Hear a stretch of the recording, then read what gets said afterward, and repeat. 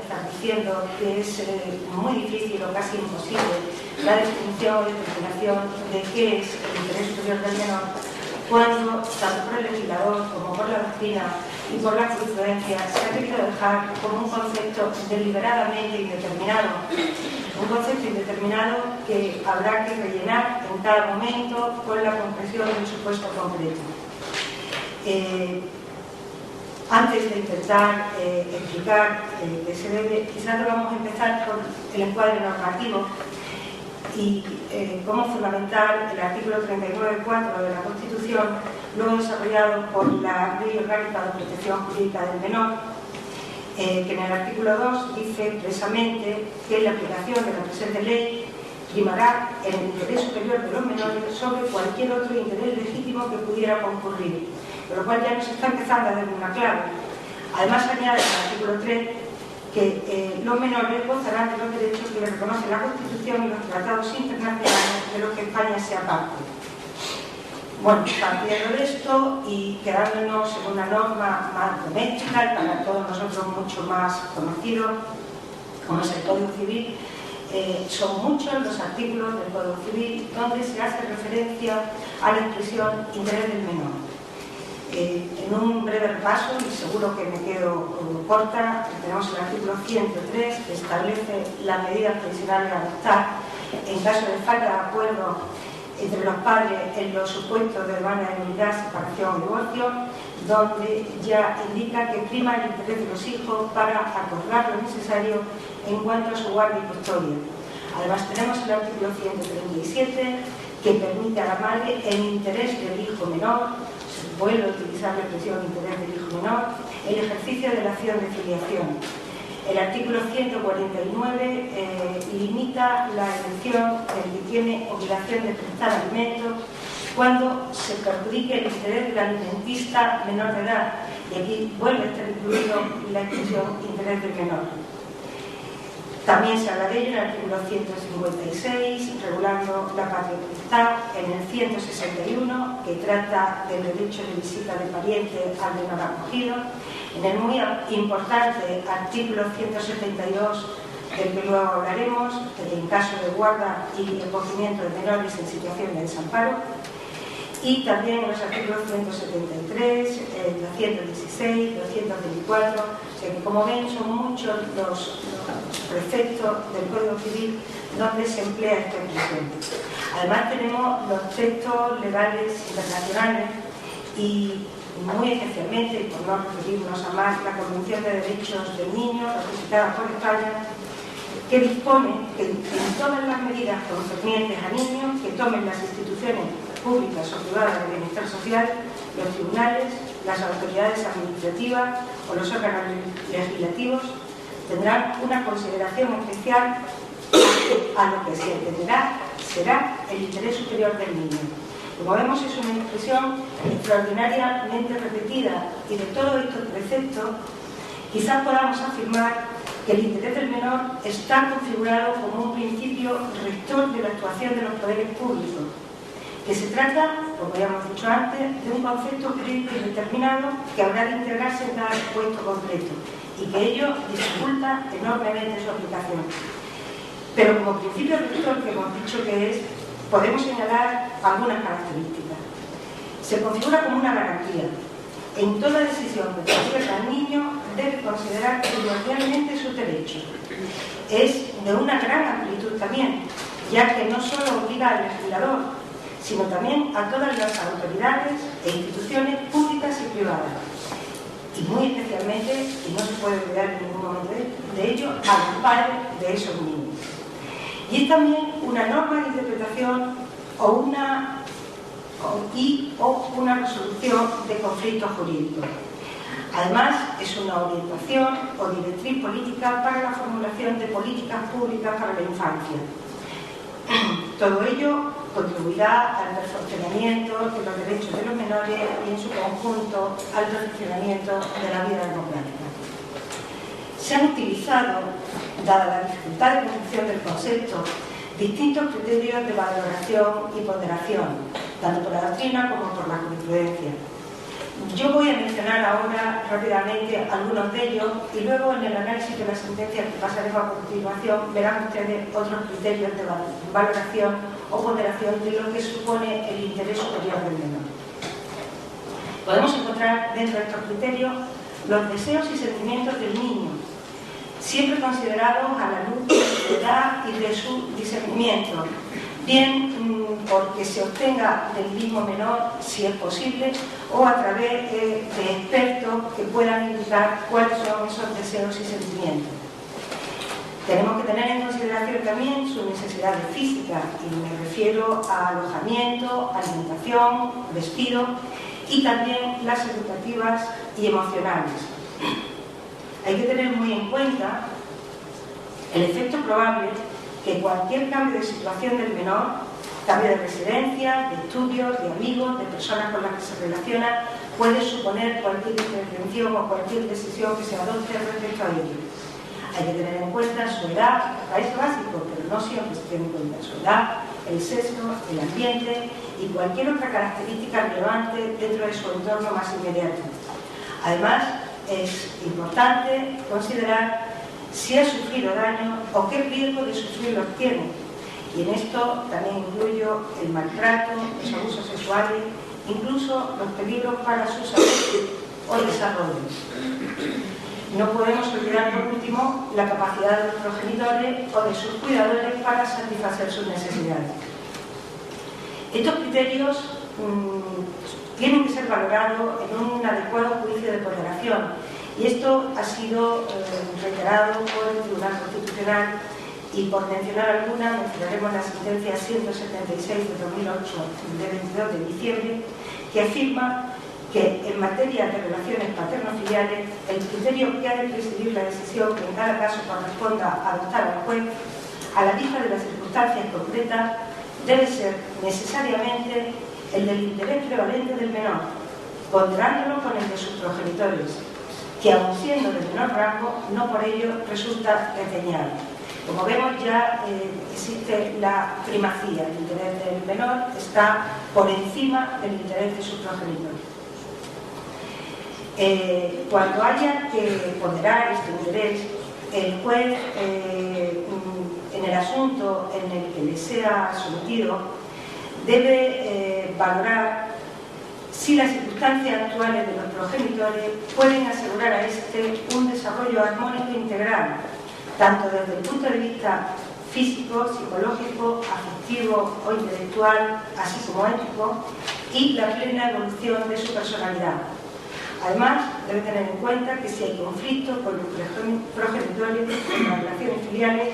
y estas pueden repercutir de un modo negativo en la personalidad del hijo menor, el interés de los progenitores deberá ceder frente al interés del niño. Con esta pequeña introducción, un poco por situarnos en el contexto del interés superior del menor, vamos a analizar la sentencia del 31 de julio de 2009 de la Sala Primera del Tribunal Supremo en el rollo de casación 247-2007, cuyo ponente fue el presidente de la Sala, Antonio Sierra Ríos, y me han pedido especialmente que la analice como punto de referencia de lo que supone jurisprudencialmente el interés superior del menor. Esta sentencia resuelve un recurso de casación interpuesto por la Administración Pública de Castilla-La Mancha contra una sentencia de la Audiencia Provincial de Toledo que ordenaba la devolución inmediata de una niña a su familia biológica cuando se encontraba la niña en un acogimiento preadoptivo. La sentencia de la audiencia se expresa muy duramente contra la administración que efectuó la declaración de desamparo. Entiende que habiendo nacido la niña, le voy a poner de manifiesto un poco la casuística de este caso en concreto, que habiendo nacido la niña en abril del 2001 y habiendo comenzado la intervención administrativa en mayo de ese mismo año, ocurren circunstancias que desembocan en la asunción automática de la tutela por la Junta de Comunidad de Castilla-La Mancha en abril del 2003. y se formalizó en agosto de ese mismo año, primero porque la madre de la niña había desaparecido y no sabían dónde encontrarla y hasta agosto no pudieron encontrarla. Y en ese momento en que se produce ya la asunción automática de la tutela, el padre biológico de la menor había fallecido. En ese momento la menor tenía alrededor de 2 años. A partir de ese momento, y aunque la madre desde el mes siguiente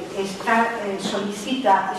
formalmente por medio de abogado que se le conceda el derecho de visita a su hija menor, la administración no hace nada para reintegrar a la menor a su familia, sino que esto dice la sentencia de la Audiencia Provincial de Toledo, sino que con una urgencia inusual e injustificada dispone lo necesario para el acogimiento preadoptivo sin permitir ya el contacto de la niña con su familia biológica. Por esto le decía que contiene una dura crítica, porque hace mucho hincapié en que la administración no ha intentado en ningún momento la administración de la niña con su familia biológica. La sentencia decide a favor de esta reintegración familiar, considerando que no existen motivos tan graves en el momento en que está dictando la sentencia para constituir el acogimiento preadoptivo, y entiende que la madre, que tiene ya otra niña nacida con posterioridad sobre la que no existe actuación alguna de la administración, que convive con una nueva pareja, que ha regularizado su modo de vida y que tiene medios económicos, entiende que han desaparecido en ella las razones que aconsejaron el desamparo y que está capacitada para recuperar a su hija. Y es por esto por lo que la sentencia ordena la devolución de la niña. Sin embargo, la sentencia en ningún momento razona sobre el interés de la menor. En ese momento, aproximadamente cuando se dicta sentencia, la niña ya cuenta con 8 años, no ha tenido con su madre ni con su familia biológica contacto alguno desde los 2 años, desde que se produjo la asunción de la tutela. Se encuentra perfectamente integrada con su familia de acogida. Además, hay informes psicológicos dentro de las actuaciones que indican el grave peligro emocional que supone para la niña la reintegración con su familia de origen. Esto es la situación fáctica que tenemos en esta sentencia y en estas actuaciones. El recurso se plantea por la administración y se plantea por interés casacional. Se pone de manifiesto la existencia de jurisprudencia contradictoria de audiencias provinciales en cuanto a la aplicación de todos los artículos 172, 173, 173 bis y algunos números del 172, el número 6 y el número 7. Estos son la normativa que se dice infringida. Y se plantean 2 cuestiones distintas en cuanto a la regulación legal. En primer lugar, si es procedente que el juez, al examinar la impugnación de la declaración de desamparo por la administración, contemple la existencia de un cambio de circunstancias producido con posterioridad al momento en que se declara, con el fin de determinar si los padres se encuentran en condiciones de asumir nuevamente la patria potestad o, por el contrario, estas son las 2 opciones, bien que se contemplen las nuevas circunstancias o, por el contrario, que se contemplen únicamente las circunstancias que concurrían en el momento en que la administración asumió la tutela del menor y subordinar el examen de un posible cambio de circunstancia a una solicitud de revocación de las medidas acordadas, es decir, un nuevo procedimiento. En este estamos al momento en que se produjo la declaración de desamparo y eso es lo único que contempla el juzgador, o se tiene en cuenta todo lo que va ocurriendo, puesto que es una situación dinámica. Esta es la primera cuestión que se plantea. Y la segunda cuestión, y quizás más importante, dado el núcleo de la jornada, es cómo debe ponderarse el interés del menor en relación con la existencia de ese cambio de circunstancias y si es ello el cambio de circunstancias que haya llevado a considerar que los padres son nuevamente hábiles para hacerse cargo del menor y si ello repercute o no o cómo repercute en el interés del menor en la posible reintegración del menor en su familia biológica. La contradicción entre las audiencias provinciales era en ese momento patente. Por un lado, había algunas audiencias, entre ellas Baleares, en Sevilla, donde estamos aquí, en la sesión quinta, Rioja, Granada y Santa Cruz de Tenerife, que afirmaban respecto al primero de los puntos que hay que estar solo al momento en el que se produce la declaración de desamparo. Y otras que sí que creen que hay que tener en cuenta lo que ha ido ocurriendo de forma dinámica hasta el momento de dictar la resolución, entre las que podemos encontrar la sesión sexta de Sevilla, Valencia, Castellón y León. En cuanto al segundo punto, es decir, a la consideración del interés de la menor en razón de ese cambio de circunstancias, o del menor en razón de ese cambio de circunstancias, también se produce contradicción entre audiencias, puesto que algunas entienden que hay que respetar el derecho de los padres biológicos y de los restantes implicados, y podemos mencionar, por mencionar alguna, Toledo, otra sesión de Sevilla, la sesión segunda de Sevilla, Castellón, y otro grupo de audiencias en una posición que debe entenderse como mayoritaria, o que es más mayoritaria, que entienden que no basta con una evolución positiva de los padres y que hay que estar fundamentalmente a cómo incide ello en el interés del menor. Esta posición, además, que como he dicho, es la seguida mayoritariamente, o era la seguida mayoritariamente por las audiencias, es también la que sigue la sentencia del Tribunal Supremo de 2 de julio de 2001 en el recurso 1335-1996, que considera razonable, estoy hablando de una sentencia de 2001, o sea, muy anterior a esta que estamos comentando, que ya considera razonable el mantenimiento del acogimiento residencial a la vista de que el cambio de circunstancias que invocaba la recurrente no se consideraba que fuese sustancial y duradero. En este caso no entra tanto en el interés del menor solo de pasada, en esta sentencia del 2001, sino que le da, decide que no vuelve a la familia biológica porque no está seguro el tribunal de que el cambio experimentado en la familia biológica y los padres del menor en este caso fuese lo suficientemente estable como para permitir la reintegración en su familia. La sentencia que analizamos fija doctrina jurisprudencial respecto a los dos puntos. Y en cuanto al primero, establece que la Sala considera necesario que prevalezca el interés del menor como principio prioritario,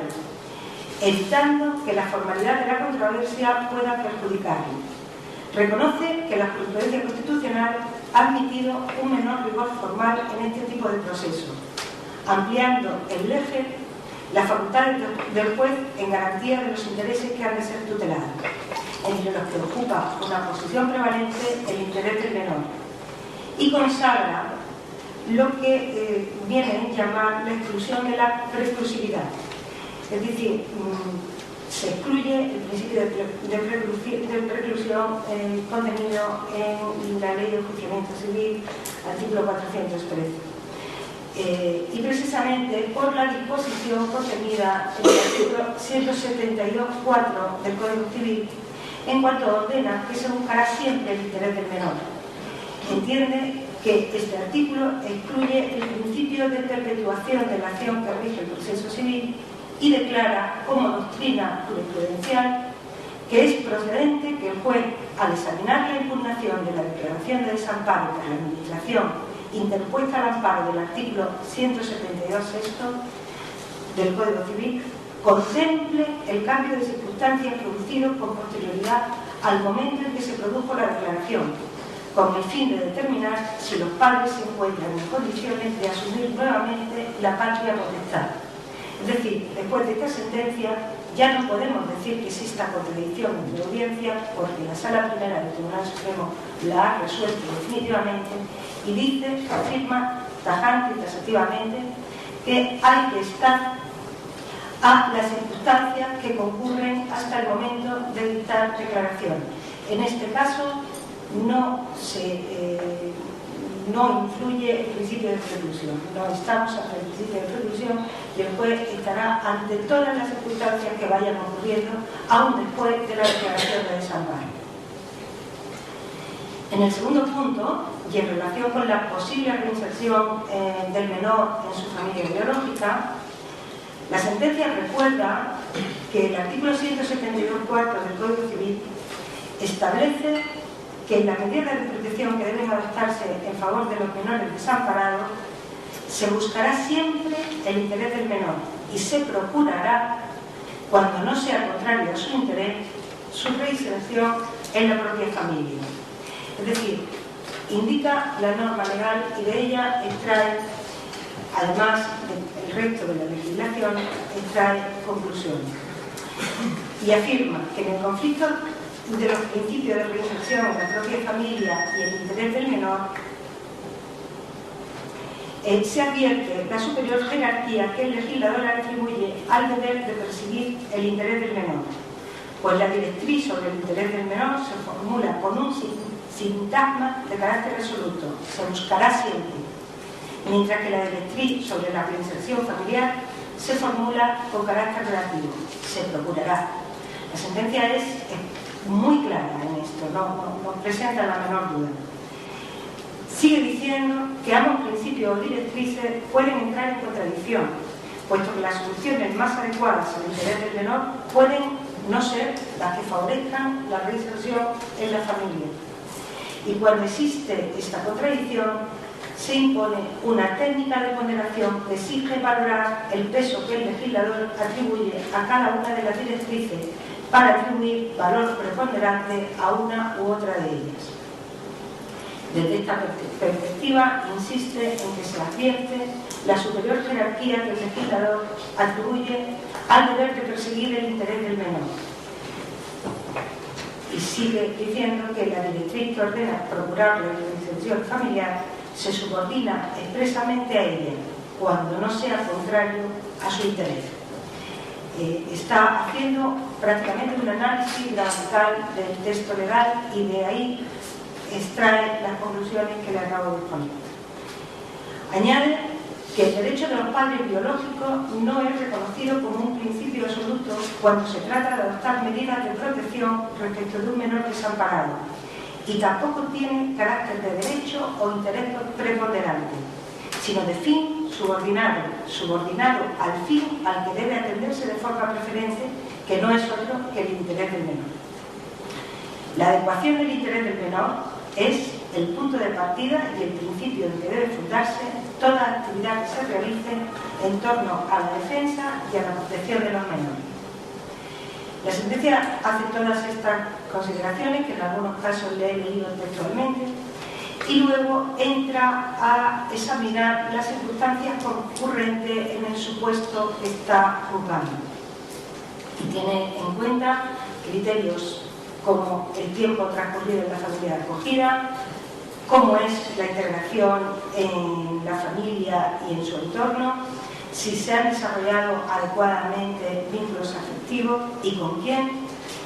si el menor obtiene en la familia de acogida todos los medios que son necesarios para su desarrollo no solo físico sino psíquico, si se mantienen o existen incluso referencias parentales del menor con su familia biológica y si el retorno al entorno familiar comporta riesgos relevantes para el menor. Después de analizar cada uno de estos puntos, termina nuevamente, y para el segundo punto, fijando en el fallo de la sentencia doctrina jurisprudencial, y dice textualmente: para acordar el retorno del menor desamparado a la familia biológica no basta con una evolución positiva de los padres biológicos, con lo cual ya ha resuelto el primer problema. No es suficiente esto, ni con su propósito de desempeñar adecuadamente el rol paterno y materno, sino que es menester que esta evolución, en el plano objetivo y con independencia de las deficiencias personales o de otro tipo que puedan haber determinado el desamparo, sea suficiente para restablecer la unidad familiar en condiciones que supongan la eliminación del riesgo de desamparo del menor y compensen su interés en que se mantenga la situación de acogimiento familiar en que se encuentre, teniendo en cuenta, entre otras circunstancias, el tiempo transcurrido en la familia de acogida, si su integración en ella y en el entorno es satisfactoria, si se han desarrollado vínculos afectivos con ella, si obtiene en la familia de acogida los medios necesarios para su desarrollo físico y psíquico, si se mantienen las referencias parentales del menor con la familia biológica y si el retorno al entorno familiar biológico comporta riesgos relevantes de tipo psíquico. Este último párrafo que les he leído textualmente es la doctrina jurisprudencial, como textualmente se plasma en el fallo de la sentencia. Es así de largo, pero es así de completo. Esta sentencia supone un paso importante en cuanto que marca definitivamente una directriz a la autoridad que tenga en sus manos la toma de decisiones sobre el destino del menor en conflictos de familia, siempre en atención a lo que establece la Ley 196, la Ley Orgánica de Protección del Menor, que dice que las necesidades de los menores como eje, que establece como prioritario las necesidades de los menores como eje de sus derechos y protección. Esta fue una sentencia, la primera resolviendo el interés casacional y fijando doctrina jurisprudencial, pero no es la única en la sala primera en esta dirección. Hay otras dos bastante recientes, las dos de 2011, y en una de ellas, la del 13 de junio de 2011, en el recurso 1255-2009, en la que fue ponente doña Encarna Roca, que como saben es el referente del derecho de familia en la sala primera y además se ha erigido en absoluta productora de todo lo que suponen niños y menores y, bueno, tendrían que oírlo a ustedes, supongo que en algún momento lo oirán. En esta segunda sentencia, la del 13 de junio, también se llega a la conclusión de que no es adecuado la reintegración del menor con su familia biológica. Desde luego, estudiando las circunstancias del caso concreto, porque las circunstancias del caso concreto hay que tenerlas siempre presentes y no siempre será, no siempre hay que tomar una medida A o una medida B. Hay que ver las circunstancias y dentro de ellas decidir el interés del menor. En esta sentencia dice, refiriéndose a la sentencia de la Audiencia Provincial, que a pesar de referirse al interés del menor como regla prioritaria para atribuir la guardia y custodia, la sentencia recurrida pone de relieve que el convenio de los derechos del niño se le reconoce un derecho a ser educado en su propia familia. Como ven, la sentencia de la audiencia en este caso estaba dando preferencia al derecho, al interés del menor, pero para entender que su interés era ser educado en su propia familia. Dice la señora Roca que el argumento no puede aceptarse, porque el derecho que se establece en el artículo 9 de la Convención lo es para evitar casos en que los padres son separados de sus hijos en situaciones de guerra, dictadura o otras circunstancias que puedan llevar a estas separaciones. Pero hay que tener en cuenta que el propio artículo 9 de la Convención contiene a continuación una excepción que dice, excepto cuando, a reserva de la revisión judicial, las autoridades competentes determinen, de conformidad con la ley y con los procedimientos aplicables, que tal separación es necesaria en el interés superior del niño. Como ven, no hay que hacer muchos artificios para llegar a la conclusión de que el interés del menor es superior. Ya lo vienen diciendo los textos. Los textos dicen, el texto de la Convención habla del derecho a educarse en su propia familia, pero establece inmediatamente después la excepción. Que en cualquier caso hará que el derecho a ser educado en la propia familia no tenga tampoco carácter absoluto y que ceda en el propio interés del menor cuando existan otras circunstancias que lo hagan así aconsejado. Hay otra sentencia más de la Sala Primera, también en casos de acogimiento, de desamparo y acogimiento, que parece ser contraria a las que acabamos de mencionar. Es la del 21 de febrero del 2011, en el recurso 1186 del 2008, donde también es ponente la señora Roca, y la Sala, en este caso, ordena que el niño, en este supuesto, vuelva a estar bajo la guarda y la patria potestad de su padre biológico. Parece que está en aparente contradicción con las anteriores. Y en este caso se estima el recurso del padre biológico frente a la declaración de desamparo del hijo menor, también en el examen de las circunstancias concurrentes. Quizás aquí lo que más llama la atención en esta sentencia es que este menor no está en una familia de acogida, está en un centro. Esto hace cambiar el criterio en algún supuesto y no ha perdido la relación con su padre. Es cierto que el padre biológico se dice que está relativamente adaptado y que se fijan controles por parte de la administración. Pero la sentencia de la Sala Primera entiende que en este caso el interés del menor está más protegido con su familia biológica, precisamente, como les he dicho, en el examen de las circunstancias que concurren. Esta sentencia dice que las medidas que han de tomarse para proteger al menor deben tener siempre en cuenta el valor superior del interés del niño, recogido en el artículo 3 de la Convención de Nueva York y ratificado por España. Dicho artículo establece, como ya hemos dicho, que en todas las medidas concernientes a los niños que tomen las instituciones públicas o privadas de bienestar social, los tribunales, las autoridades administrativas o los órganos legislativos, se tendrá una consideración primordial y se atenderá fundamentalmente siempre al interés superior del niño.